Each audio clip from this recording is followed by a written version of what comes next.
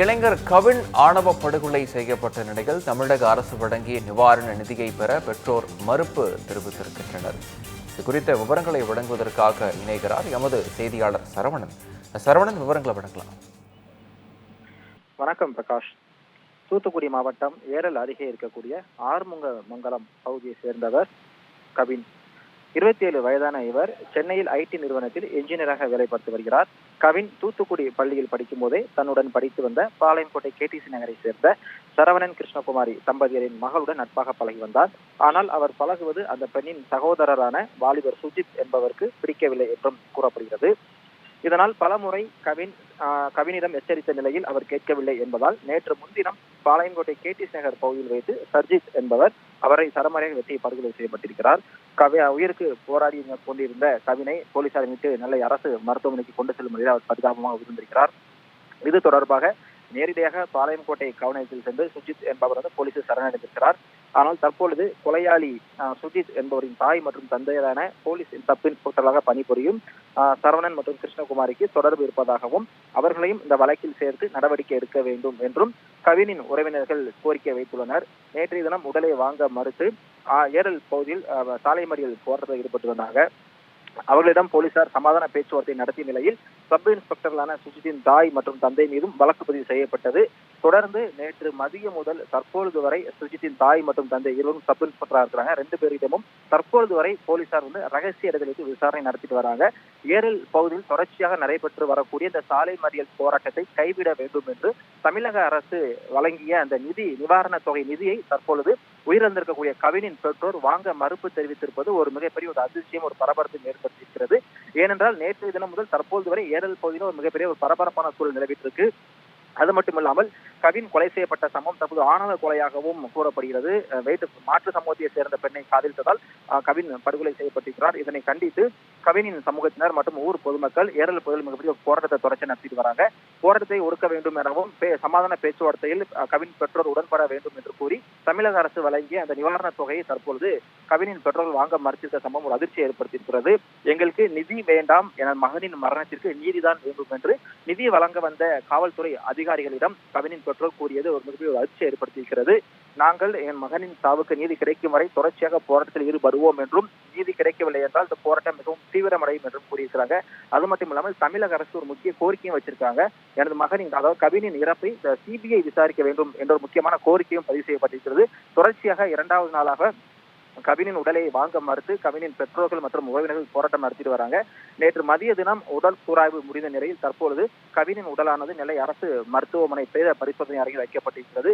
2வது நாளாகவும் ஏரல் பகுதியில் தொடர்ச்சியாக போராட்டம் நடைபெற்று வருவதால் அப்போது ஒரு பரபரப்பு ஏற்பட்டிருக்கிறது. பிரகாஷ், விவரங்களுக்கு நன்றி சரவணன்.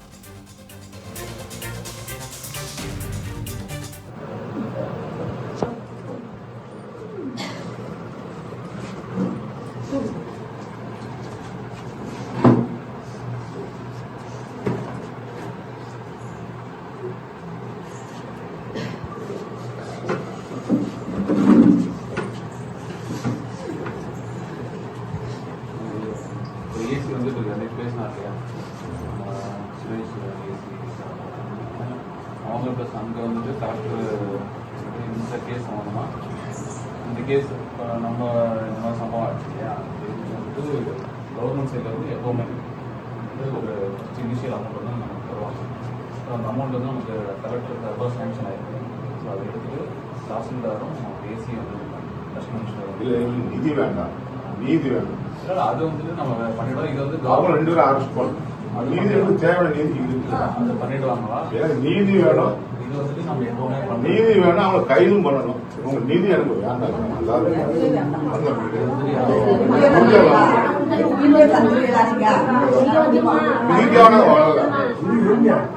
அவங்க குடும்பம் மேலான குடும்பம் சட்டப்படி வரணுமா? ஏன் இது நீதியும் அரசு வந்து அது மற்ற நான் வாங்கிக்கிறேன். உறுதியா வேண்டாம்,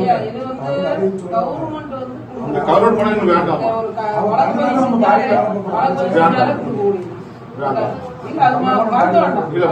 இல்ல வேண்டாம். எனக்கு நீதி வேணும், கைது வேணும். முறைப்படி செய்வாங்க, அது மாற்றம் இதை நான் வேகவே மாட்டேன். அது உங்களுடைய கோரிக்கை வந்து செய்வாங்க. கோரிக்கை நிறைவேற்ற வேண்டாம் மருத்துவம் இல்ல வேண்டாம் வேண்டாம், நான் வேண்டாம். தலைவர் மாதிரி பேசிட்டு நாங்க எல்லாம் முடிவு எடுத்திருக்கோம்.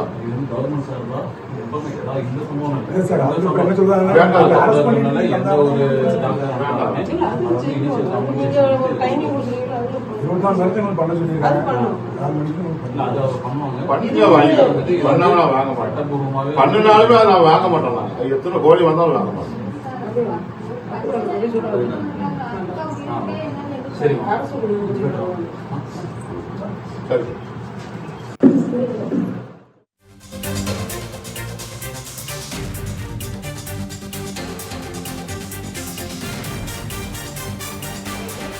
நெல்லையில் ஆணவ படுகொலை செய்யப்பட்ட கவின் வழக்கை சிபிஐ விசாரணைக்கு மாற்ற வலியுறுத்தி அவரது பெற்றோர் மற்றும் உறவினர்கள் உடலை வாங்க மறுத்து 2ஆம் நாளாக போராட்டத்தில் ஈடுபட்டு வருகின்றனர்.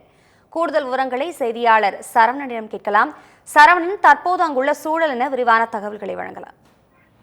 வணக்கம் அபிராமி. தூத்துக்குடி மாவட்டம் ஏரல் அருகே இருக்கக்கூடிய ஆறுமுகமங்கலம் என்ற பகுதியை சேர்ந்தவர் கவின். 27 வயதான இவர் சென்னை ஐடி நிறுவனத்தில் இன்ஜினியராக வேலை பார்த்து வருகிறார்.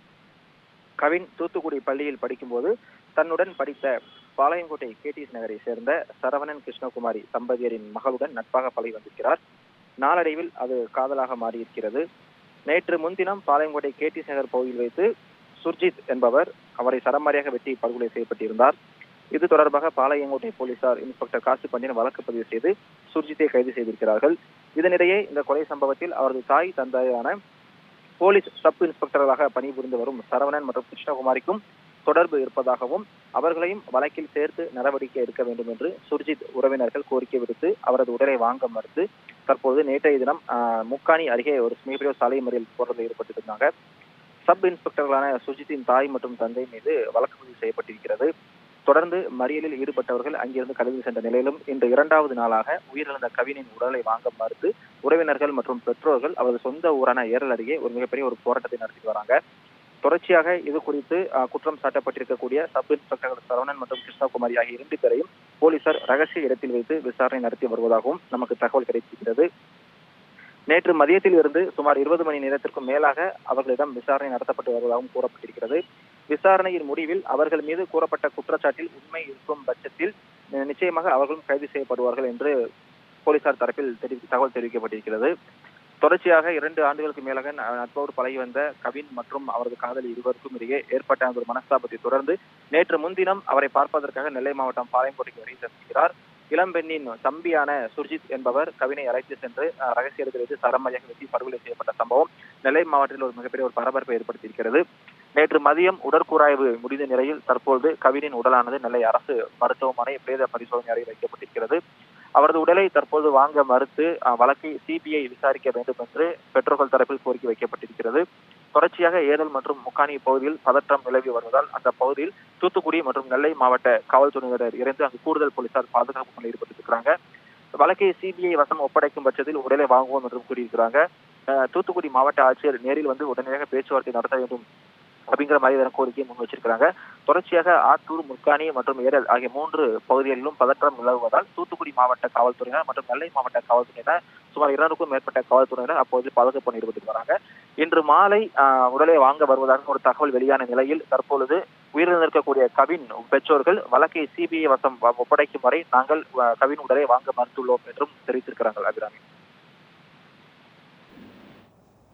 விரிவான தகவல்களுக்கு நன்றி சரவணன்.